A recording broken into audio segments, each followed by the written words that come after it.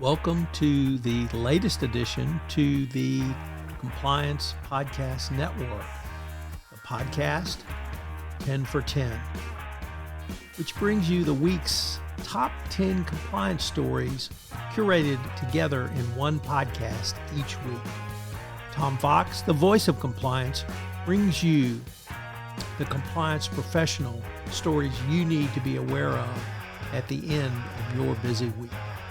Sit back and in 10 minutes, hear about the stories every compliance professional should be aware of.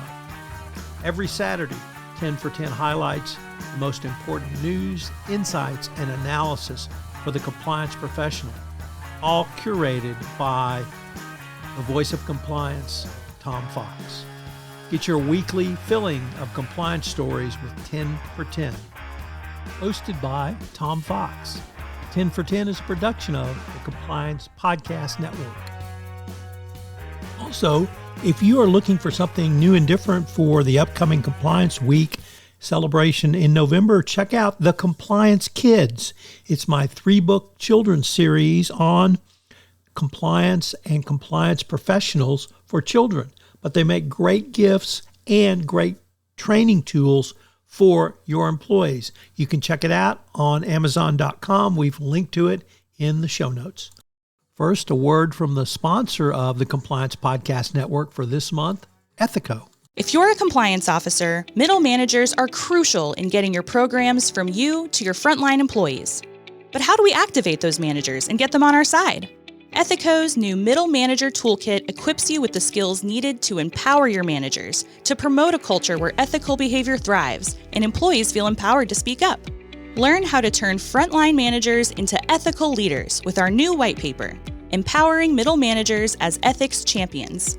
And did I mention you can get the whole toolkit for free? Head to ethico.com to download the full toolkit today.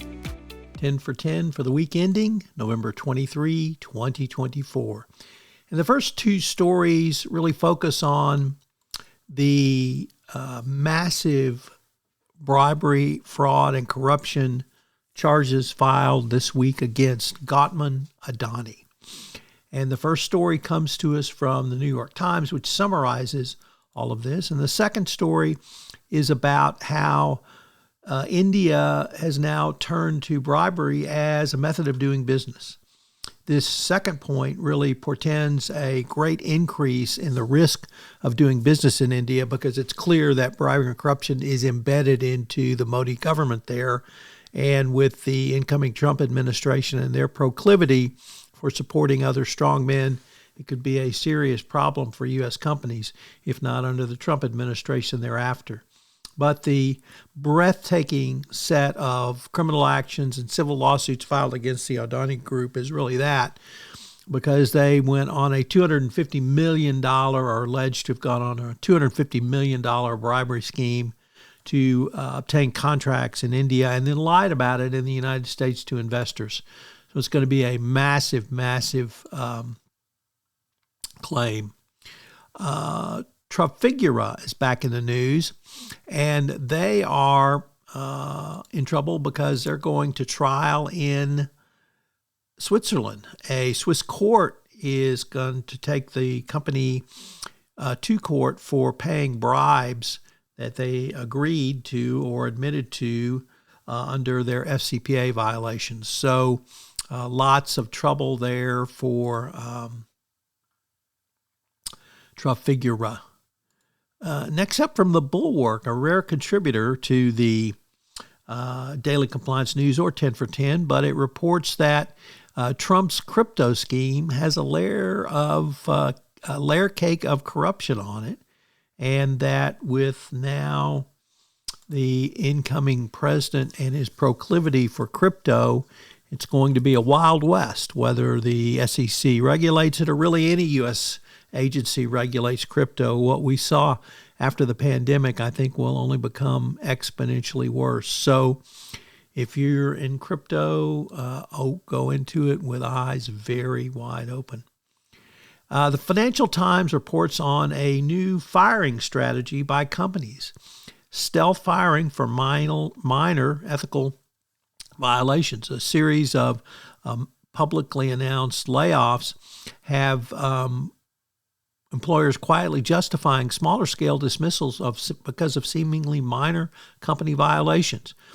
Facebook fired employees for abusing meal credit vouchers, while EY terminated employees for watching multiple training videos at once.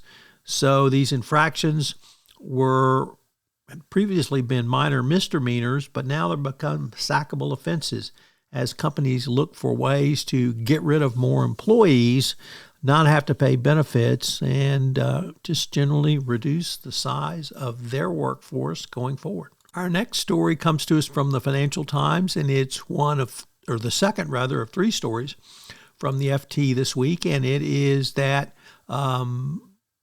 Trump has selected former SEC Jay Clayton to be Wall Street's top cop at the Southern District of New York. He will be nominated for this position, and he's one of several nominations that Trump put forward this week, including Matt Gaetz, who has now subsequently pulled his nomination for his nefarious character in action.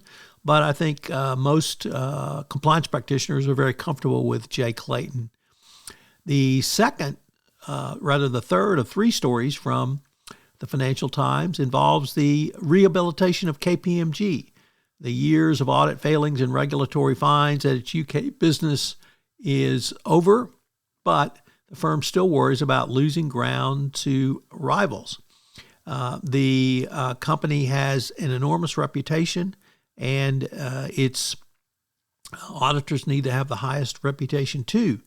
The company is the fourth largest, or one of the four largest in the world, operating in 149 countries, and the UK unit has 18,000 employees. So the business had been in chaos since, I think, April of 2021, with the collapse of the Carillion, an outsourced company heavily involved in delivering public service. But KPMG has made a comeback in the UK. Of course, no word about a comeback in the United States.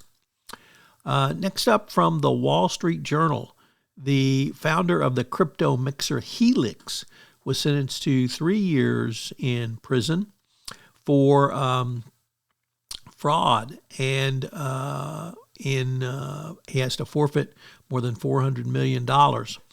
He had used Helix to basically steal money from investors and then use it for transactions going forward.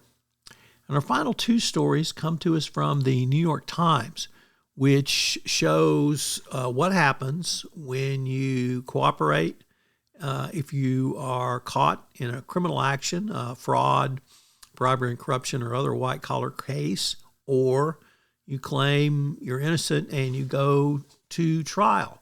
The first is Bill Wang, the founder of Archegos, who was sentenced to 18 years in jail for his role in the collapse of the once giant investment firm that caused roughly $10 billion of losses for Wall Street banks.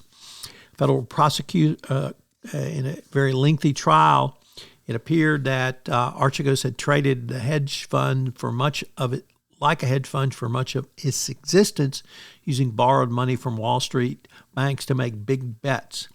But because it was a family office that managed mainly his family's money, it operated really without regulatory oversight. The sudden collapse in 2021 wiped out the personal fortune of Mr. Wang and caused steep losses from the banks that facilitated this huge amount of trading. And then we have Gary Wang, who was a former number 3 or 4 at FTX, who got no prison time for his extensive cooperation with the feds against Sam Bankman-Fried. Have a great weekend. 10 for 10 is a special production of the award-winning Compliance Podcast Network. As I mentioned at the start of this podcast, our network sponsor is Ethico, and they've got a great new service offering for you, a middle manager's toolkit. We've linked to it in the show notes, and it's available to you at no cost. Many companies struggle with getting information to middle managers, which allows them to be the first line of response in a speak-up culture. And Ethisphere has answered this challenge by putting together a middle manager's toolkit. Check it out in the show notes. Thanks so much for listening to this episode of 10 for 10. I hope you'll check out the newest podcast in the Compliance Podcast Network, the Compliance Tip of the Day. In Compliance Tip of the Day, I give a 5 to 8 minute summary of one tip that you can integrate into your compliance program or put together for greater compliance program efficiency.